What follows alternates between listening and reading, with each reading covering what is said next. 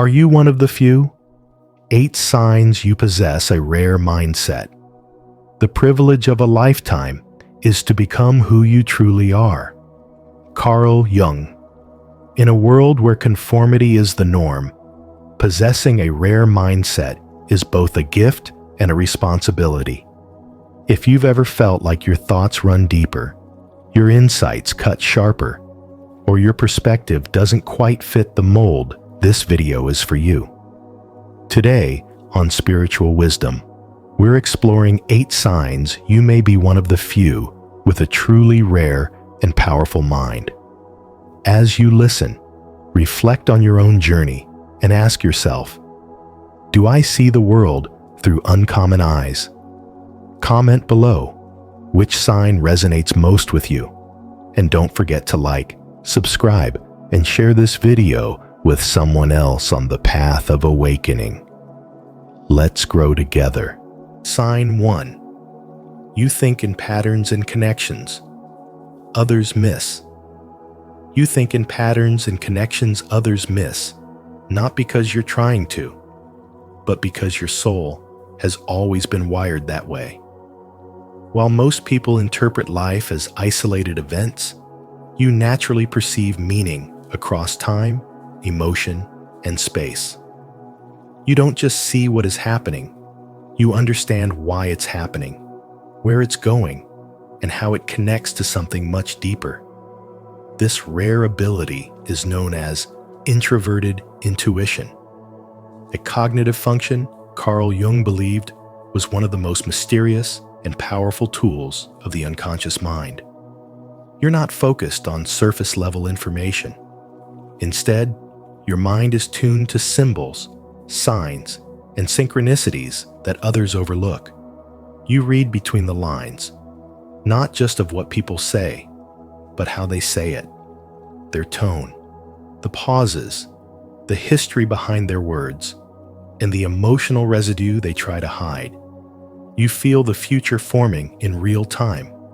You understand the past not through facts, but through energy and resonance. Your thinking isn't linear, it's holographic. While others see dots, you see the web that connects them. You'll sense the ending of a story after only hearing the first sentence. You might predict an outcome before others even realize a pattern exists. And it's not guesswork, it's inner knowing. Your intuition doesn't come from fantasy. It comes from a deeply calibrated sensitivity to truth. This is why you're often misunderstood. People may label you as intense or too deep, but the truth is, you're simply tuned in. You operate on many levels at once, emotionally, spiritually, mentally, while most people are still responding to what's right in front of them. And though this gift can sometimes feel like a burden, especially in a world addicted to logic and appearances, it is actually the sign of a profoundly awakened soul. This rare mindset isn't about being clever.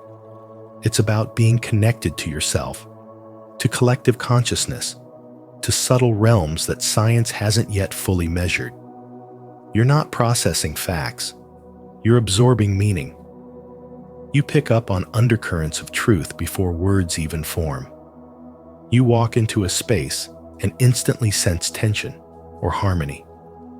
You know when someone's pretending, even if they smile. You understand what's not being said more than what is. You are not fooled by the surface. You are not misled by masks. Your soul has eyes where most have blind spots. And the more you trust it, the more you realize this isn't a weakness. This is your edge. Have you ever noticed patterns and deeper meanings others completely overlook? If so, share one moment where your intuition connected the dots in a way no one else could. Your insight might inspire someone else. And if you're just beginning to trust your inner knowing, comment, "I will observe," so we can grow this intuitive awareness together. Sign 2. You experience reality in layers. You don't just experience life, you feel it unfolding on multiple levels at once. While others move through events in a linear fashion, you pick up on dimensions that most people overlook. A conversation to you is never just words. It's layered with subtext, emotion, and energy. You read between the lines, beneath the tone, and beyond the silence. This ability, what Carl Jung would refer to as psychological depth perception, allows you to sense what's truly being communicated long before others even notice there's more to the story. You might walk into a room and feel the temperature of tension before a single word is spoken.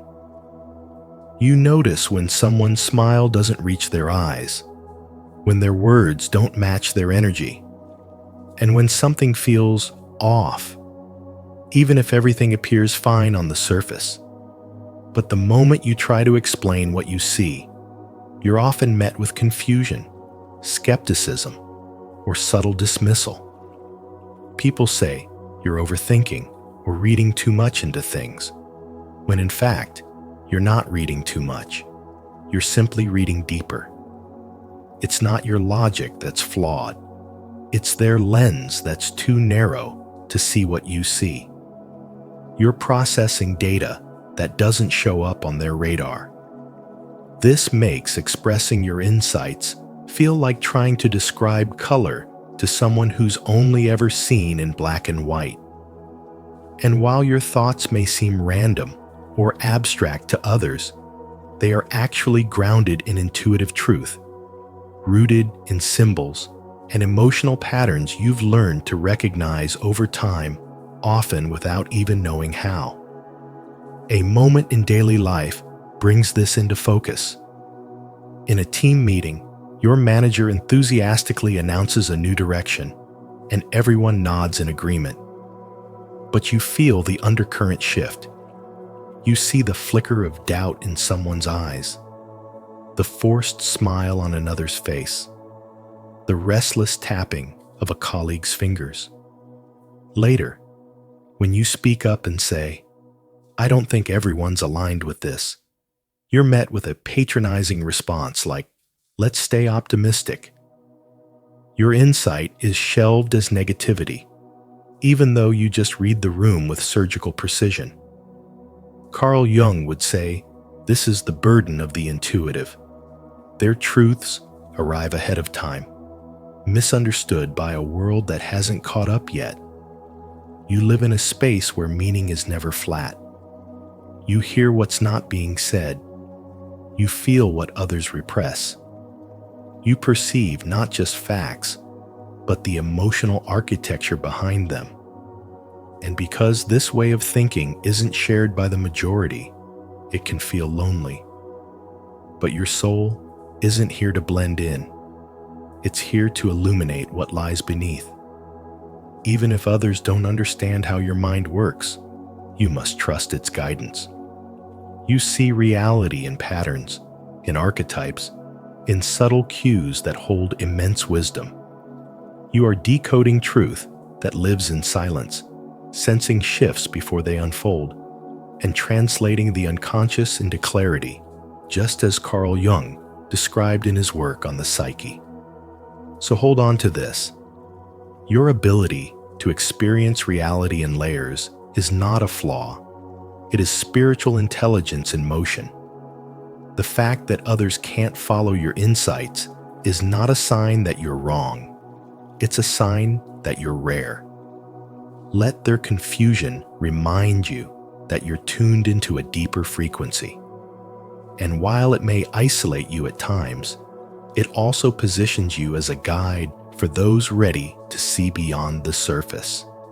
If you've ever felt like you're seeing behind the curtain of life, perceiving layers others miss, then you're not alone. Comment below, "I see the layers," if this resonates with you. And let's connect through our shared depth of insight. Sign 3. You're drawn to the shadow side of human nature. You're not fascinated by darkness because you're drawn to suffering. You're drawn to depth. While most people avert their gaze from the uncomfortable aspects of human nature, you're one of the rare souls who leans in. You don't judge the shadow, you study it. You want to know why people destroy what they love, why wounds become weapons, why pain repeats itself in cycles across generations.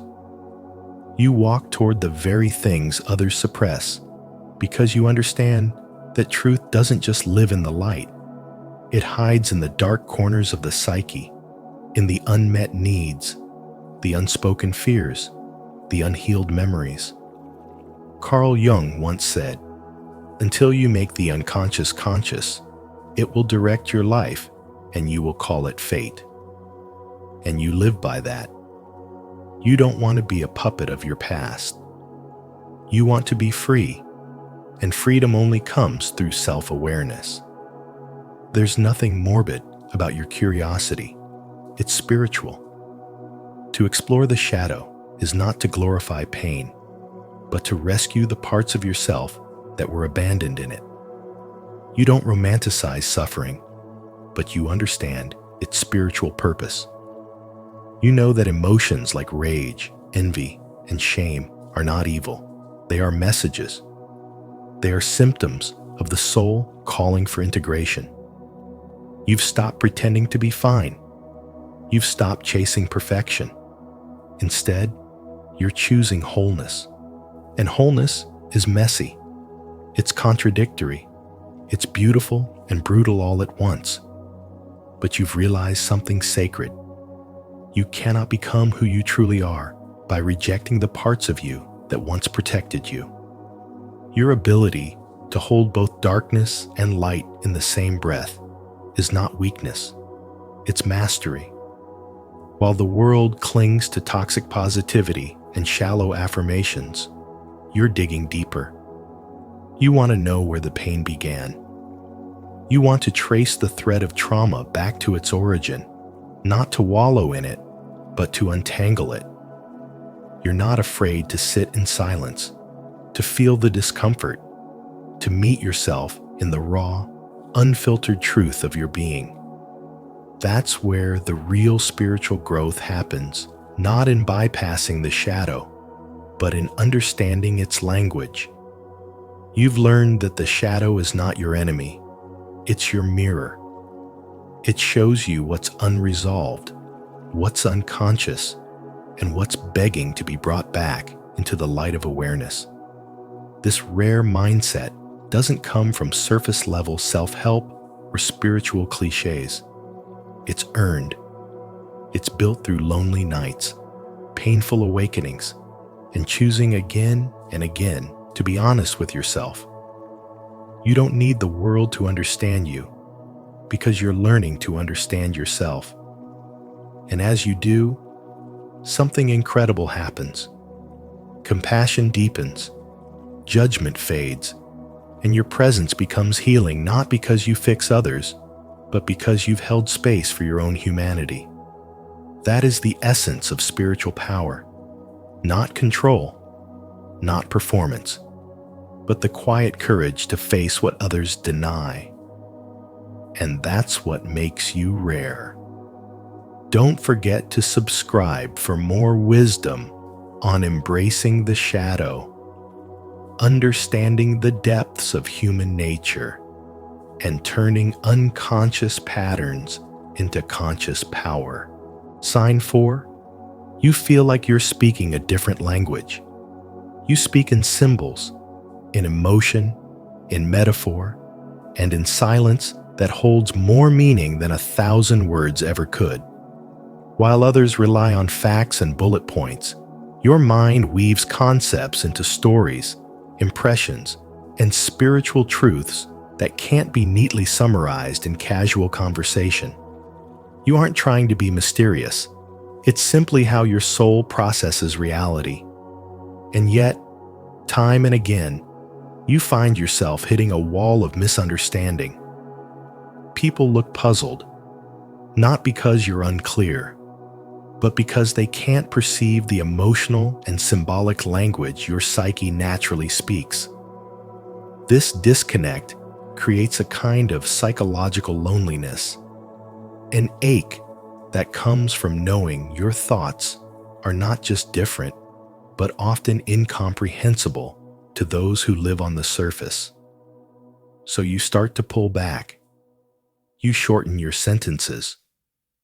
You summarize your deep insight into something digestible. You say, "Never mind," not because the idea wasn't valuable, but because explaining it feels like asking someone to see a painting through a keyhole. The rare soul does not think in straight lines. It thinks in spirals, layers, and dimensions. This is why casual group talk often exhausts you. It's not that you're antisocial. You just don't thrive on noise. You crave depth. You long for conversation that touches the edge of the sacred, that pierces illusion and speaks directly to the soul. You don't want to impress. You want to connect. And when you can't, the silence becomes a shield, protecting the inner richness that others may overlook. That's why you prefer to write. On paper, you can unfold everything your soul holds without interruption, without having to translate your truth into something that fits society's narrow bandwidth. You can express complexity without apology. You can dive deep without drowning in someone else's need to simplify. And when you do speak, you want one-on-one conversations, soulful exchanges where presence replaces pretense and truth isn't rushed. You aren't avoiding people. You're seeking resonance. In those sacred moments, your spiritual language becomes audible. You are no longer too much. You are finally understood. Carl Jung once said, "Loneliness does not come from having no people around you, but from being unable to communicate the things that are important to you." And for someone with a rare mindset, this kind of soul-level isolation is both a curse and a compass. It hurts, yes, but it also guides you toward the few who can understand those whose minds are equally rare, whose souls also speak in symbols and silence. You are not broken. You are not strange. You are fluent in a forgotten language, and your life is the translation. Do you resonate with this way of seeing the world? If so, drop a comment below and declare, "My mind speaks in symbols, and my soul understands." Sign 5. You're uncomfortable with pure logic. You respect logic, but deep down, you know it has limits. Pure logic feels sterile to you, like a map that shows the roads, but not the landscape, the direction, but not the meaning. You operate with a different kind of intelligence, one Carl Jung might call intuitive logic, a rare fusion of reason, feeling, and inner knowing. Your mind doesn't just analyze, it senses. It listens to something deeper, something beneath the surface that most people overlook. You can hear the flaw in an argument that sounds airtight on paper. You can feel when a plan is technically correct, but spiritually hollow. This doesn't mean you reject logic. It means you move beyond it. You take the linear and stretch it into something multidimensional, something alive. And because of this, your thought process often confuses others. They can't follow your steps, but they see your results, and those results often leave them speechless. Take the story of James, a senior systems architect at a leading AI firm. While his colleagues relied solely on code and analytics, James relied on something else, his intuitive sense of pattern and disruption. Time and again, he would call out errors before the data showed anything wrong. He couldn't always explain it, but he could feel it like a whisper in the background, telling him something didn't fit. His instincts were so accurate that the team eventually began to trust his word, even without proof.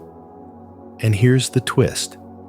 He wasn't a magician or a genius in the traditional sense.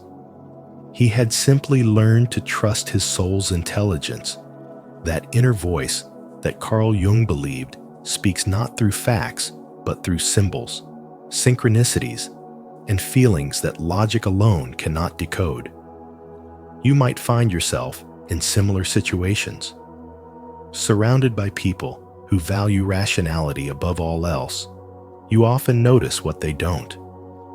While they debate over numbers and statistics, you're watching the emotional undercurrent, listening to what isn't said, sensing where energy is misaligned. And when you speak your truth, you're often met with confusion, or worse, dismissal, because your insight doesn't fit the conventional mold. But what they call irrational, Carl Jung might call individuated consciousness, the ability to see not just with the mind, but with the soul. This is what makes your perspective rare. You're not trying to be different. You are different because you access knowledge that can't be measured, only felt. So you walk through life with a mind that thinks in layers. Logic might get someone from point A to point B, but your path bends, weaves, and unfolds through intuition, depth, and spiritual resonance. You are not linear. You are multidimensional.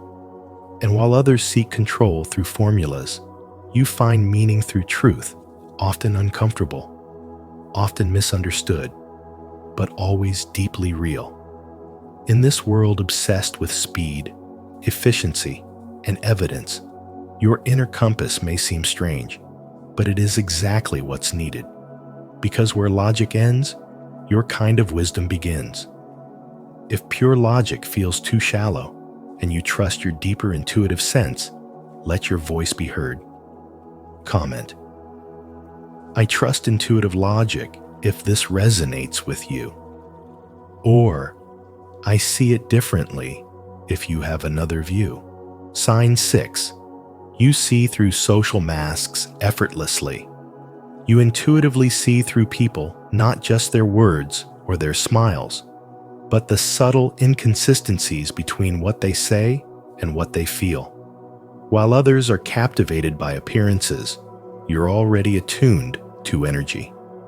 A glance, a pause, the way someone fidgets when they're pretending to be confident, you catch it all without trying.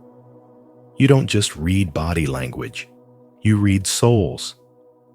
There's a spiritual depth in you that makes you sensitive to what most ignore.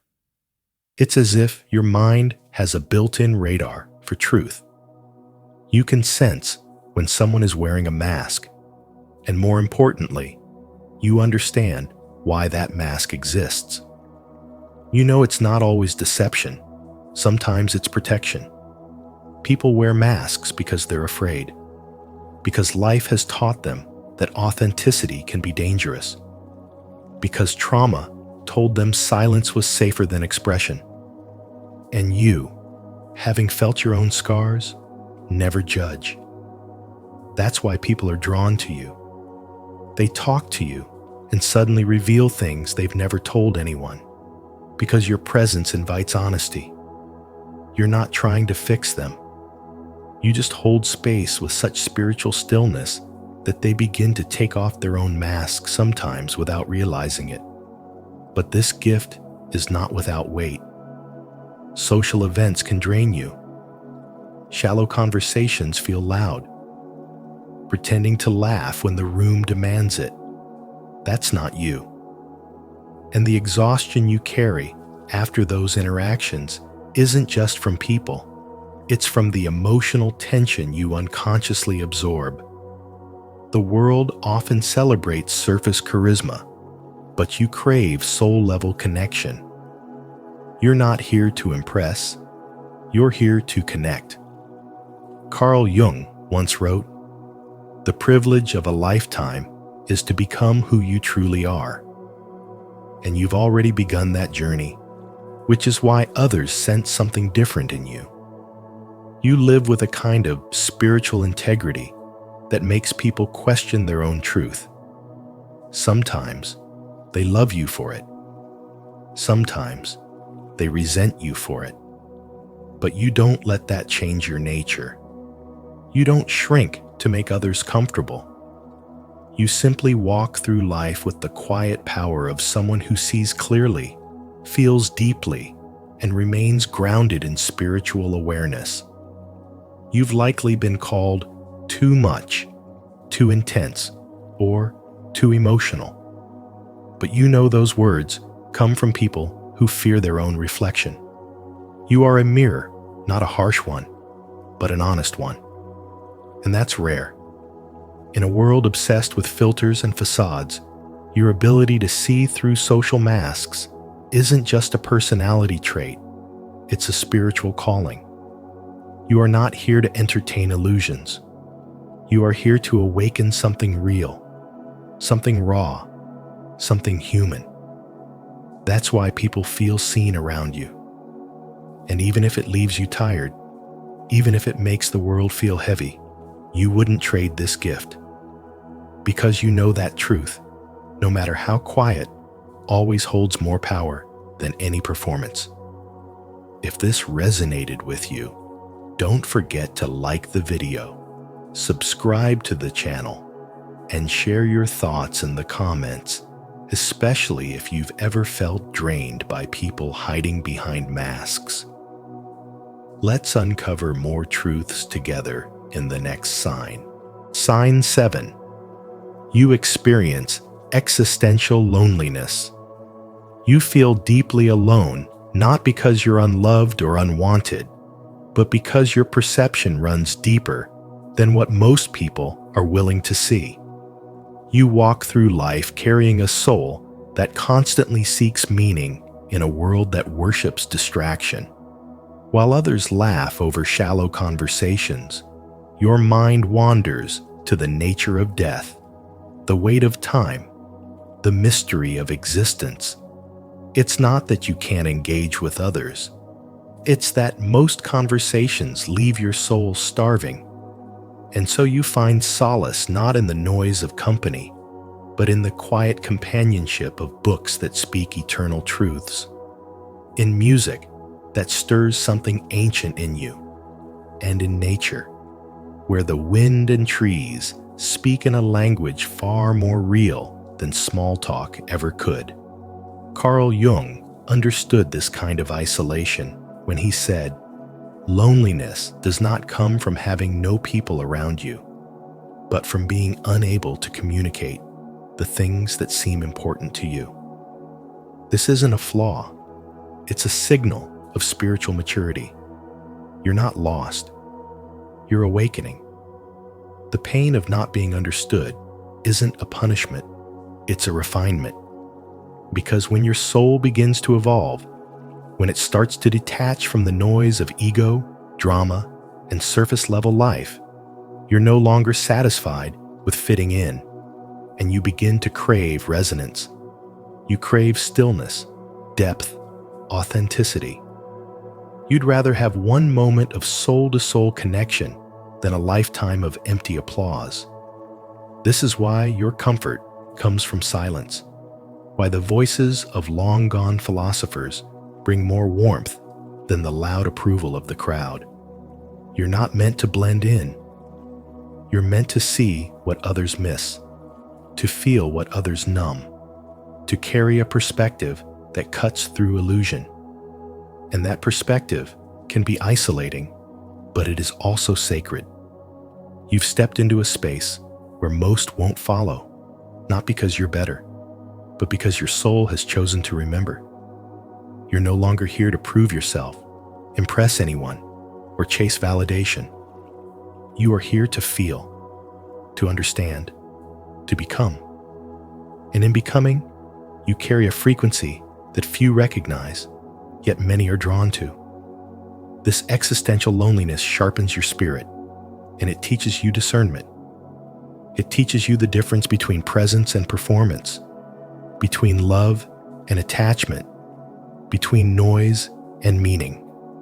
And one day, you'll meet those rare few who speak the same silent language, who know that the real conversations are the ones held without words.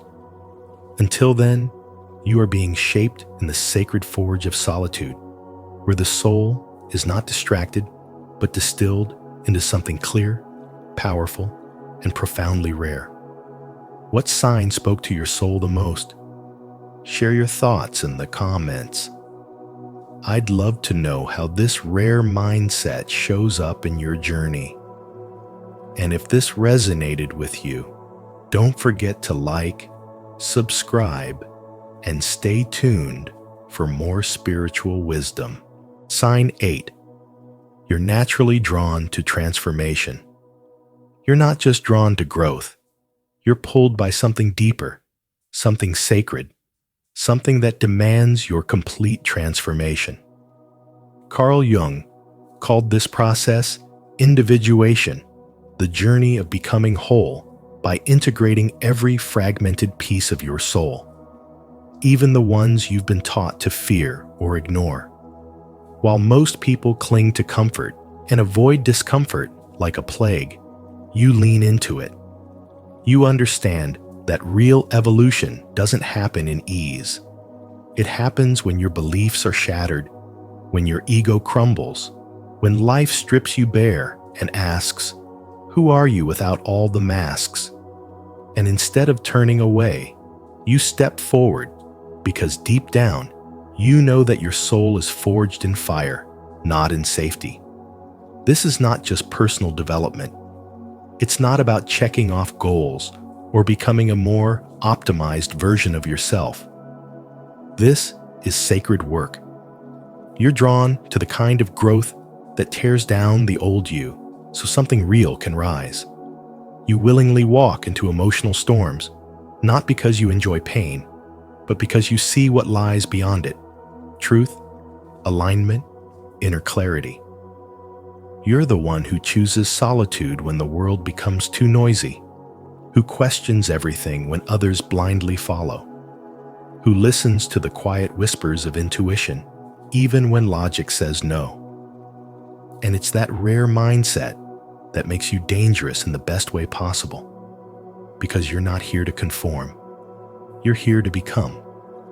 Take the man who left a high-powered corporate job because his soul felt starved. Everyone thought he had it all: money, status, influence, but he couldn't shake the emptiness gnawing at him in the quiet hours of the night. So he walked away, choosing instead to spend his days in stillness, writing about the rawness of being human. He didn't just pivot careers. He transformed his entire way of being. That's the essence of what Carl Jung meant by becoming whole. It's not external success, it's inner truth. And that's what you crave. You don't want to just be admired. You want to be authentic. You want to live a life that feels like your own skin, not a borrowed identity stitched together from social expectations. So when life breaks you open, you don't resist it. You let it happen. You welcome the chaos, the uncertainty, the shadows, because you know that on the other side is your true self. And while others may look at you and wonder why you're always evolving, always questioning, always shifting, they don't realize this is the very thing that makes your soul radiant. The truth is, you were never meant to stay the same. You were meant to become, again and again. Because for people like you, transformation isn't an option. It's a calling. If this message resonates with your soul, drop a comment below. I embrace transformation. Every challenge is shaping me into who I'm meant to be. Let's grow through this sacred journey together. And if even one of these signs resonated with you, know this: you are not alone, and your mind is not broken. It's rare, it's powerful, and it's deeply needed in a world that often misunderstands depth, sensitivity, and vision. Embrace your uniqueness, honor your path, and trust that your spiritual journey has a purpose far beyond what others may comprehend. If this video spoke to your soul, please take a moment to like, share it with someone who might need to hear this, and subscribe to Spiritual Wisdom. Don't forget to turn on the notification bell so you never miss a moment of insight, awakening, and transformation. Your journey is just beginning, and we're honored to walk it with you. Healing the child within. What Carl Jung would tell you today. The most terrifying thing is to accept oneself completely. Carl Jung. What if the part of you you've spent a lifetime avoiding is the part that holds the key to your healing? In this video, we're not just exploring theory. We're unlocking the emotional truth behind Jung's most powerful wisdom and what he would whisper to the child still living inside you. Healing isn't about fixing what's broken. It's about remembering what was forgotten, your worth, your innocence, your light. At Spiritual Wisdom, we invite you to pause, reflect, and begin this journey inward. As you watch, I encourage you to comment below. What would you say to your younger self today? Your story may be the light someone else needs to find their way home. 1. You are not lazy or broken. You're carrying unprocessed childhood pain. What looks like procrastination, emotional instability, or low self-worth is not a defect in your character. It is the residue of pain your soul was never allowed to express. As boys, many of us were not taught to thrive. We were taught to survive. We adapted, silently, by learning to suppress emotions, to keep our fears to ourselves, to harden our outer shell, while our inner world remained tender and bruised. These patterns that follow you into adulthood, the hesitation to act, the fear of being seen, the tendency to self-sabotage are not signs of weakness. They are echoes of a childhood where your soul had to make impossible choices just to stay safe. Carl Jung understood this deeply. He said, "Until you make the unconscious conscious, it will direct your life and you will call it fate." And so many men are walking through life thinking they're lazy, unmotivated, or broken, when in truth, they are carrying unresolved emotional burdens they were never given permission to unpack. Beneath the surface, you may feel like you're constantly bracing yourself, even in moments of peace. That's not failure. That's your nervous system remembering what it felt like to be unprotected, unheard, and unseen. And because no one ever taught you how to return to yourself, you learn to stay away from your own soul. When you feel like you're living a double life, functional on the outside, disconnected inside, that is the result of a protective architecture your inner child built out of necessity. You were praised for being strong, for not crying, for handling it, but no one asked what it cost your soul. And now, when you struggle to be consistent, to feel passion, or to truly trust love, it's not because you're incapable. It's because your soul still believes it's not safe to be fully alive. Healing begins when we stop judging those parts of ourselves and begin honoring them as survival wisdom. The child within you never disappeared. He just went quiet. Jung described this as the child archetype, a timeless symbol of renewal, innocence, and truth. That boy still lives in you, the one who was sensitive, curious, honest, full of wonder before the world asked him to toughen up. And that child is not your weakness. He is your soul's untouched truth. Reconnecting with him doesn't make you less of a man. it makes you whole. When you give yourself permission to feel what was once forbidden, you don't fall apart. You finally come together. This inner return is what Jung called individuation, the sacred process of uniting all parts of the self, both shadow and light, into one authentic being. You don't become someone new.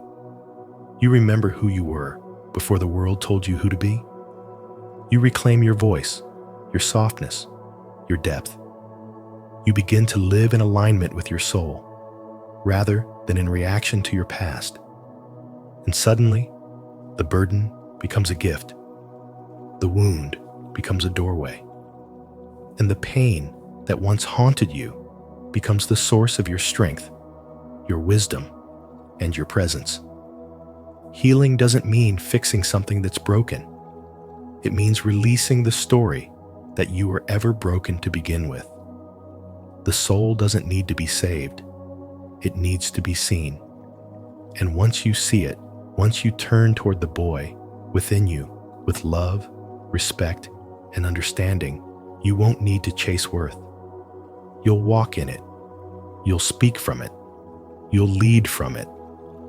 Because now, you're not running from your story. You are standing inside it, whole and awake. Have you ever looked at your struggles and realized they might not be your fault? If today's message helped you see your laziness or self-doubt in a new light as echoes of unhealed childhood pain, then take a moment to reflect. If this spoke to your heart, comment below. I'm ready to heal the child within. And if you're just beginning this journey, simply write, I will begin, so we can support each other along the way. 2. The inner child is real and still alive within you. The inner child is not a metaphor. It is a living presence within your psyche, carrying the raw impressions of your earliest experiences, the joy of being held, the fear of being ignored, the sting of rejection, the ache of abandonment. Carl Jung once said that the child is both our beginning and our potential future, because it holds the blueprint of the soul before it was shaped by the world. That child still lives in your reactions, in the way your voice shakes when you ask for what you need, in the way your chest tightens when someone pulls away. You are not overreacting. You are reliving. You're not broken. You're remembering. Beneath your adult self is a tender part of you that was never allowed to feel safe, to feel chosen, to feel enough. And until you turn toward that part, your past will keep echoing in your present, no matter how much you accomplish or how hard you try to move on. A man once told me that every time his partner took too long to text back, he felt panic, not annoyance, but a full-body sense of dread. Rationally, he knew there was no danger, but emotionally, he was back at age 6, sitting alone at school pickup, watching the other kids disappear one by one. That boy never got the explanation, the comfort, or the repair. And now, decades later, he was still waiting not for a text, but for proof that he mattered. This is how unhealed wounds show up as anxiety, as conflict, as self-sabotage. Your inner child is not weak or immature. It is simply the keeper of unmet needs. It learned early that survival meant silence, that love had to be earned, that softness was unsafe. So when life asks you to be open, consistent, or joyful, you might resist, not because you don't want it, but because part of you still doesn't feel safe enough to receive it. Carl Jung taught that what we do not bring into consciousness will rule our lives, and we will call it fate. The patterns that frustrate you, the emotional reactions you don't understand, they are not flaws, they are clues. Every fear, every trigger, every shutdown is the voice of your younger self asking, Are we safe now? Are we loved now? Will it be different this time? Healing is not about going back and changing the story. It's about becoming the person that child needed. Someone who doesn't shame your softness. Someone who doesn't abandon you when you're scared. Someone who listens deeply and responds with love. You don't need to analyze every memory you need to respond to what still hurts. And that begins by slowing down, by noticing, by staying present with your pain instead of judging it. That's how you create the safety your younger self never had. Your soul doesn't need you to be perfect. It needs you to be honest, gentle, and available. The healing begins the moment you stop seeing your wounds as inconveniences and start honoring them as maps. The child in you is still waiting not for a parent, but for you. And when you finally sit beside them, not to fix them, but to feel with them, you reclaim a power that no external success can ever offer. The power to be whole. Let the lesson be this: you don't outgrow your inner child. You grow by returning to them. Do you feel your inner child stirring within you? If so, comment with truth. I still carry the child within me. Let's honor that part of us together. 3. Your adult reactions are often the child's defense mechanisms. Triggers like rejection, abandonment, or harsh criticism are not just random emotional flares. They are echoes of a deeper wound, a spiritual imprint left by the child you once were. When you overreact, avoid conflict, people please, or become hyper-independent, you are not being dramatic or broken. You are protecting yourself in the only way you once knew how. That anxious rush when someone raises their voice, it's not about the moment, it's your nervous system remembering when you weren't safe to speak. That need to be perfect? It's the child in you trying to earn love through achievement, hoping to never be a burden. These are not personality flaws. They are the spiritual scars of survival strategies built in silence and fear. As Carl Jung once said, until you make the unconscious conscious, it will direct your life and you will call it fate. And the truth is, most people are living out their fate, not because they want to, but because they've never stopped to question the child who's still calling the shots.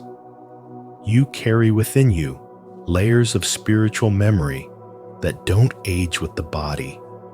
They stay frozen in time, waiting to be witnessed. That 5-year-old who learned to shrink themselves to avoid punishment still shows up today whenever you second-guess your worth. That 10-year-old who was told to be strong instead of being comforted still numbs every vulnerable emotion. We wear masks called adulthood, but they're stitched together by childhood beliefs. The spiritual journey is not about escaping the past. It's about reclaiming the parts of you that were left behind. Not to dwell there, but to rescue the child who never felt safe to be themselves.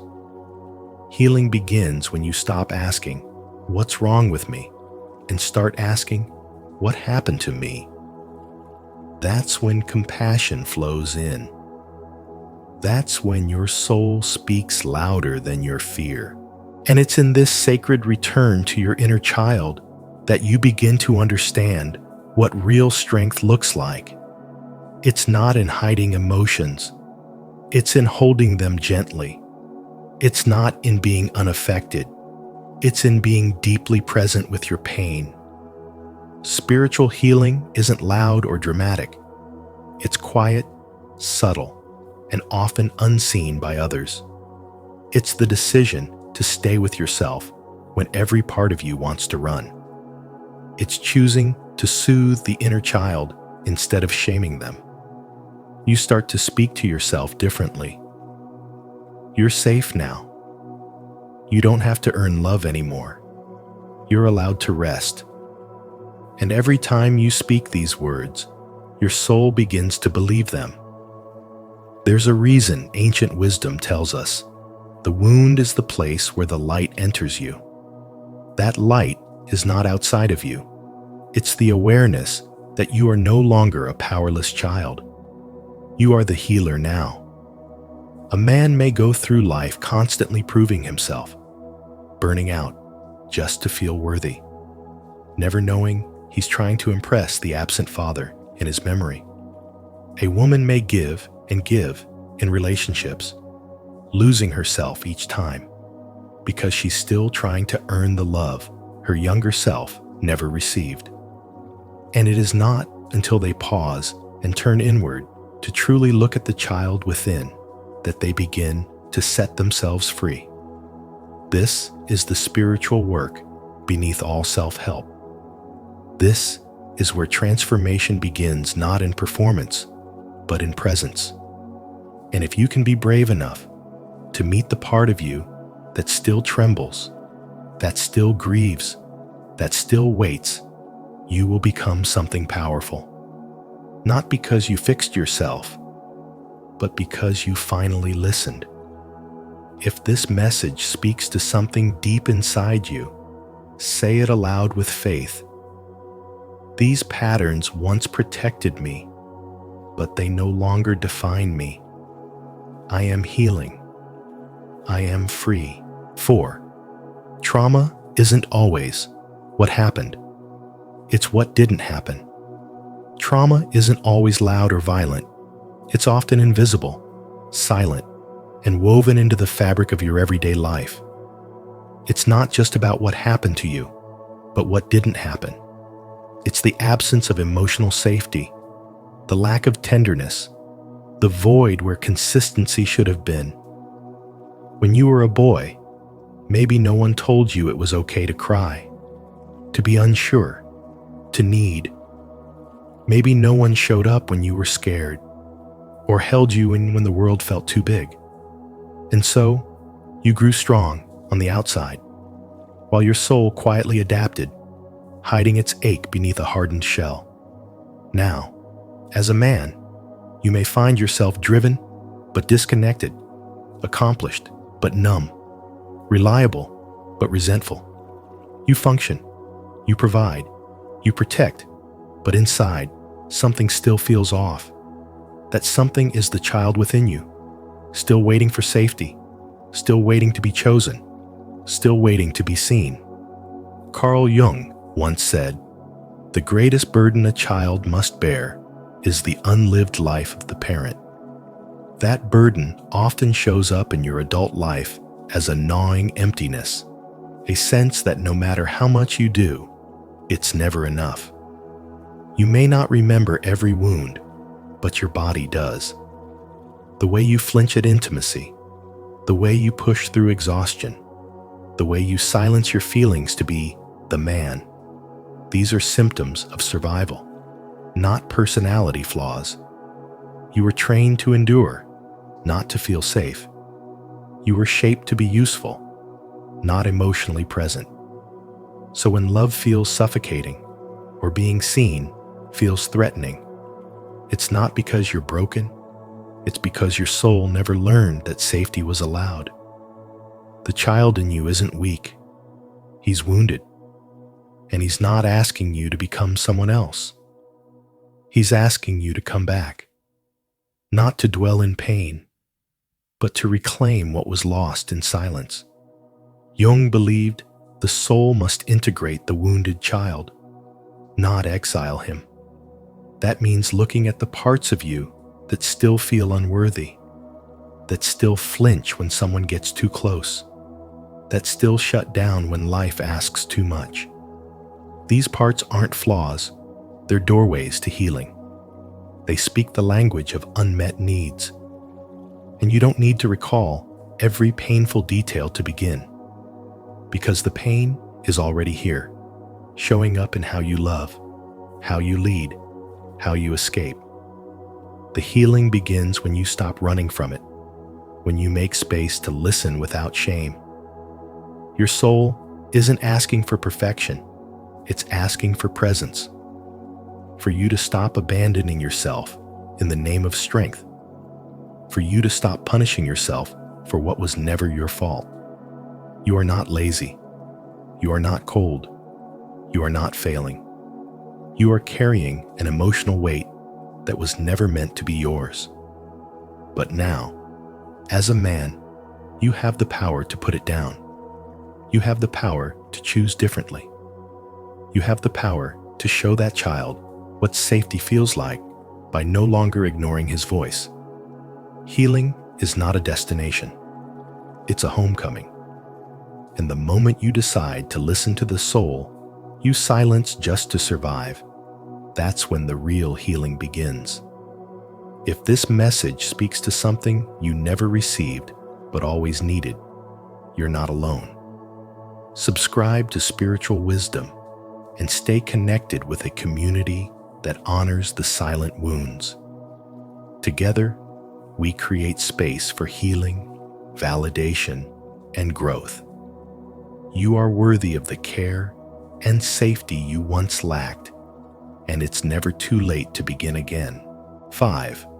Reparenting is the path to true healing. Reparenting is not about fixing what's broken. It's about returning to the soul with tenderness, patience, and presence.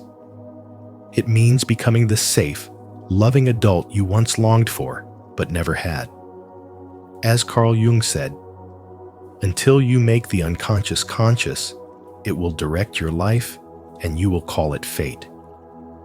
And so much of what drives your pain, your self-sabotage, and your fears today comes from unconscious patterns rooted in childhood wounding. When no one was there to hold space for your emotions, you learned to suppress them. When no one protected your boundaries, you learned to feel guilty for having any. Reparenting is the courageous act of reversing that silence, of finally choosing yourself. It's when you begin to speak to yourself with the same gentleness you would offer a child who's just been hurt. It's waking up and saying, I matter, not out of ego, but out of deep remembrance that your soul was never meant to survive in fight or flight forever. In today's world, we are praised for being resilient, for pushing through pain, for pretending we're fine when we're crumbling. But reparenting asks you to stop abandoning yourself in the name of appearing strong. True strength is not found in endurance, but in softness. It's in saying no when something doesn't feel right, even if others don't understand. It's in crying without apology, resting without guilt, and celebrating boundaries as a form of sacred self-respect. A man once told me he thought healing meant becoming fearless, but what he really needed was safety to feel his feelings without shame, to not have to prove anything to anyone. That is the essence of reparenting. It's choosing to sit with your pain instead of punishing yourself for it. It's holding the hand of your inner child and saying, I see you. I hear you. I will never leave you again.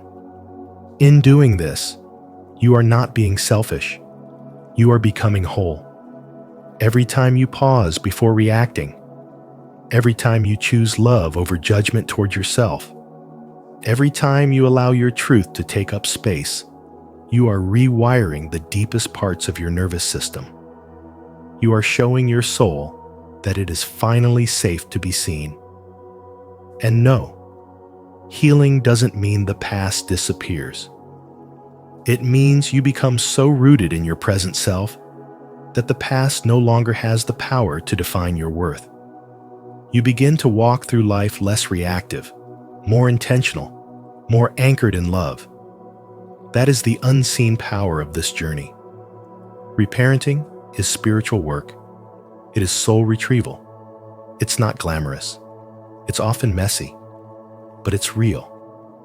And with each choice to honor your needs, your truth, and your inner child, you reclaim your life not as a performance, but as a sacred path toward inner peace. If you're ready to become the loving, grounded adult your inner child always needed, comment below. I am ready to reparent and heal. Your healing begins with you. 6. You can end the generational cycle. You didn't create the pain, but you're the one chosen to end it. That's not just a personal choice, it's a spiritual mission. Carl Jung once said, "I am not what happened to me. I am what I choose to become." And in that single sentence lives the power to break chains that have wrapped around your family for generations. You were born into a web of invisible patterns shaped by fear, scarcity, silence, and shame. Maybe love was conditional. Maybe emotion was dangerous. Maybe you learned early that your voice wasn't safe, your needs didn't matter, or your dreams were too much. But those messages didn't begin with you. They were inherited, passed through hushed looks, tired hands, and the trembling silence of those who came before you and simply didn't know how to heal. But now you know. You are no longer blind to the cycle. And that awareness, that quiet, aching, burning awareness, is the birthplace of all healing. Spiritual healing is not a grand performance. It's not about blaming your parents or dissecting every memory. It's about becoming radically conscious of what shaped you and choosing, moment by moment, to respond differently. It's noticing when your nervous system reacts with fear, and instead of running, you stay. It's catching yourself before you repeat the same harsh words you once heard and choosing gentleness. It's not needing to win every battle, because your soul has already won the war the moment you chose to be awake. Jung warned us, until you make the unconscious conscious, it will direct your life and you will call it fate. But you are no longer mistaking trauma for destiny. You're no longer confusing survival with love. You are learning to speak the words that were never spoken to you, words like, you are safe, you are enough, you are allowed to rest. This is how cycles break, not with violence, but with vision, not with blame, but with bravery. Every time you choose awareness over autopilot, softness over shame, presence over performance, you're not just healing yourself, you're changing the entire frequency of your bloodline. You are altering the emotional DNA of future generations. That's the sacred power of your spiritual journey. And yes, it's hard. Of course it's hard. You're walking a path your ancestors could not. You're giving voice to feelings your lineage is buried.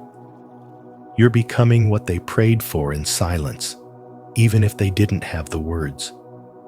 This isn't just inner work, it's soul work. It's the quiet rebellion of loving yourself deeply in a world that taught you to hide. It's the invisible revolution of choosing peace where there was once only pain. You may never get the apology. You may never see them change. But you are changing. You are rising. And that changes everything. If you're ready to break the cycle and begin healing for future generations, subscribe for more spiritual insights on reclaiming your power and rewriting your story. 7. The inner child holds not just wounds, but power. Your inner child isn't just a fragile memory locked in the past. It is the living pulse of your soul, the source of your deepest intuition, joy, and vitality. Every time you suppress that part of yourself in the name of duty or survival, you sever connection from the part of you that knows how to feel alive. Healing doesn't begin with fixing what's broken. It begins when you finally turn inward and say, "I see you. I choose you. You're safe now." These words aren't just affirmations. They are a declaration to your nervous system that it's time to stop surviving and start living. As Carl Jung said, until you make the unconscious conscious, it will direct your life, and you will call it fate. And the truth is, the unconscious child within you, the one who never felt fully safe, heard, or loved, has been shaping your adult relationships, your confidence, and your capacity to experience peace. This child is not a weakness to overcome. He is a force to be reclaimed. His presence is your gateway back to freedom. Because the man who learns to reparent himself becomes unshakable, not because he builds higher walls, but because he holds deeper truth. The strength you seek is not in tightening your grip on life, but in softening into the parts of yourself you've been taught to ignore. That creativity you abandoned, it's not irrelevant, it's the soul's language. That sensitivity you were told to toughen up, it's the antenna through which you sense what others can't. The masculine soul is not a machine. It is a field of energy with layers of power, and some of the strongest forces are the quietest ones. Tenderness, honesty, compassion, and presence. When you ignore the child within, you become emotionally blind, chasing success without fulfillment, love without intimacy, discipline without joy. But when you return to him, when you sit with him in silence and offer the safety he never received, something miraculous happens. The soul no longer resists life. It begins to trust again. It begins to play again. And in that play, in that freedom, the man emerges not just whole, but holy. Healing your inner child is not a trend or a therapeutic trick. It is the sacred return to what is most real, most powerful, and most alive in you. It is not the absence of pain that makes a man strong, but the courage to feel it, carry it, and still walk forward with a heart wide open. That's the power Carl Jung was pointing to, not the ego's strength, but the soul's. And the moment you let the child speak, you realize that what you thought was broken was only buried, and now it's ready to rise. To honor the strength within your sensitivity, drop a comment below saying, "I reclaim my inner power." Let it be a reminder that your healing is also your awakening, and inspire others to begin their own journey home. And if this message touched something deep within you, know this: your healing doesn't begin in the future. It begins now, right here, with awareness, compassion, and the courage to listen to that quiet voice inside. Carl Jung believed that what is not made conscious will rule your life, and this is your moment to bring it into the light. If you found value in today's message, please give this video a like, share it with someone who might need to hear it, and don't forget to subscribe to Spiritual Wisdom. Turn on the notification bell so you never miss a moment of insight on your journey to healing and transformation. We'll see you in the next video. Until then, be gentle with your inner child.